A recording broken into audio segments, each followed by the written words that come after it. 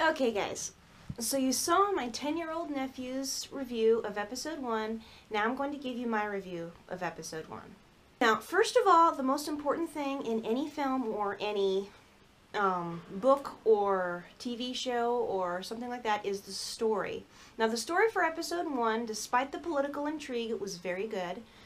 The story of how they find a Force-sensitive little boy who turns out to be, he's prophesied to be the savior of the universe. Of course, the prophecy trope has been overused to the point of insanity. It's really not that bad a story. I mean, it was kind of overstuffed. I guess the story of the prequels wasn't ever completely as fleshed out as the later episodes. But they get filled in better with better story as the prequels go on. The acting, admittedly, was not the best. I would have to say the worst acting I saw in there, and please don't get mad at me, I know she recently won an Oscar, but the worst acting I saw in there was Natalie Portman. Her eyes had almost no expression in them whatsoever, the whole thing. Her line delivery was kind of flat. She did the action scenes pretty well. Her interactions with Anakin at certain points was good. It was, you know, kind of like a big sister interacting with a little brother, or without the annoyance. She just thought he was a cute little boy, and that definitely showed through. She didn't, like I said, she didn't really show that much expression. Her acting, I think, gets a little bit better as time goes on. Granted, she was only 16. I think this is only her second major film role, so I'm going to give her a little bit of slack for that. The absolute best acting in episode 1, I have to say, for a non-CG character, was Liam Neeson. He played the part of Qui-Gon perfectly. Of course, he's one of those stage-trained English actors.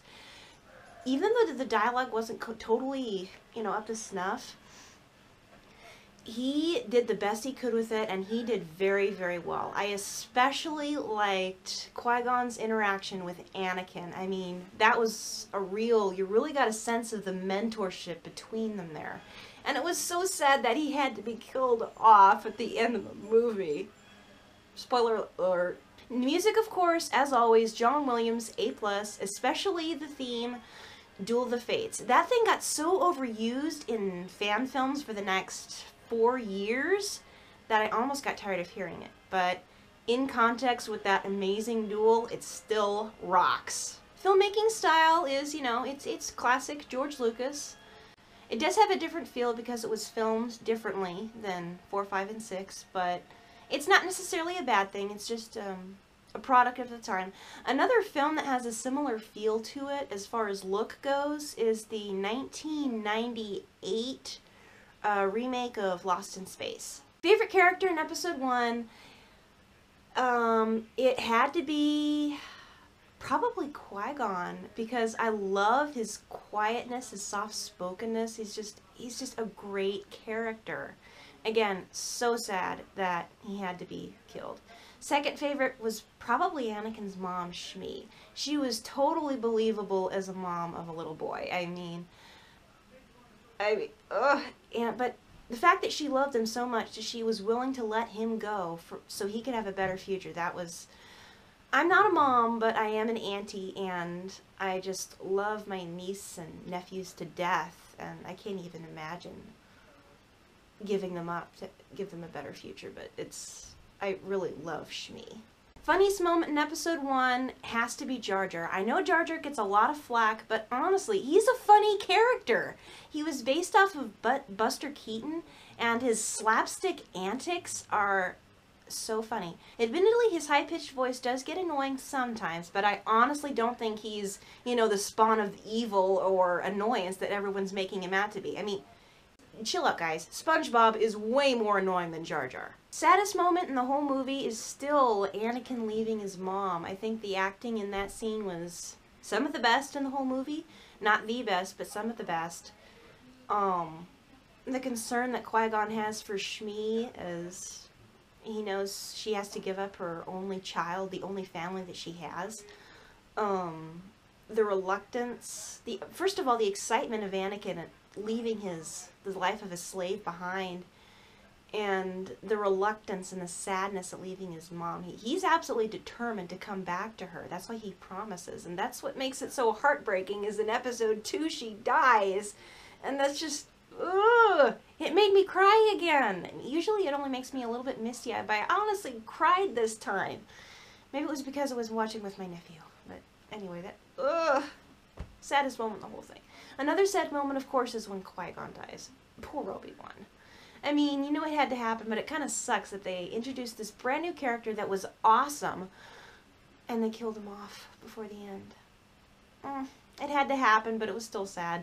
The best overall moment, I don't know if it was any one moment, but the end battle was pretty awesome. Not quite as awesome as some of the other end battles, but it was still pretty cool. Lightsaber battle, Darth Maul, Obi-Wan, and Qui-Gon, hands down.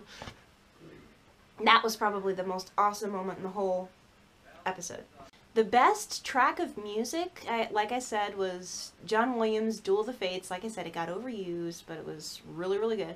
Another track that I really, really love in the soundtrack is Anakin's theme. It's just, it's so beautiful. John Williams is a genius, what can I say? Best one-liner, it was probably delivered near the beginning by Obi-Wan. It was just so dry and so silly. Well, I don't know about silly, but it was so dry and delivered so well. It was, you were right about one thing, Master. The negotiations were short. I don't know why, but that's cool.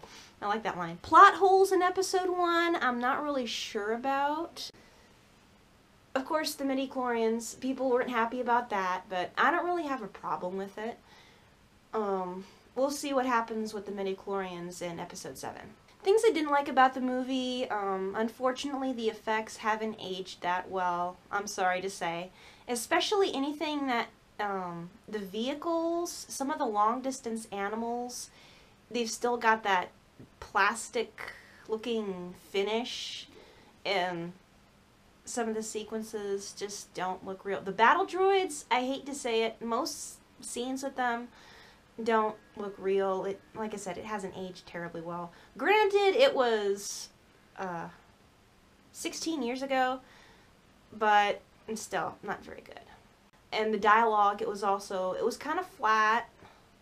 It seems like with the excessive dialogue that George Lucas was in National Novel Writing Month trying to reach a certain word count, like he had to put as many words in there as possible. Don't get me wrong, George Lucas is an awesome storyteller, and without him we wouldn't even have Star Wars, so I'm not trying to put him down, but he has said himself that he's the king of wooden dialogue, and it definitely shows in episode 1. Overall score of the movie, taking the good with the bad, it's still an enjoyable movie.